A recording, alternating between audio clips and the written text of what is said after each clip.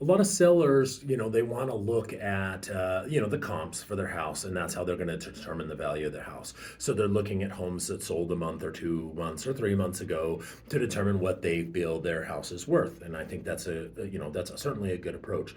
But buyers, certainly they might consider the comps, but the bigger factor for them is the payment. They're not necessarily worried about how much debt they're acquiring. They care about how much the monthly payment is. Are they comfortable with that monthly payment, and can they afford it? So that's one of the big factors that's affecting our market right now is, it's not so much about the comps to them, it's about the monthly payment.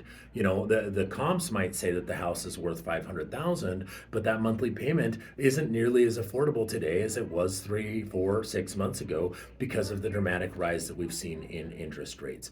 So, if you're selling your house, you're having a hard time and no one is buying it, it could just be that it needs better marketing, or it could just be that it needs, repositioning, or, maybe it just needs a little bit more time. But it could also be that the buyers right now feel that there's better options out there. They're getting more bang for their buck somewhere else. So instead of just looking at the comps that have closed, look at the competition. What other homes are out there right now, and what is selling while your home is sitting? And maybe we need to consider how we're competing against those houses to make sure your house wins.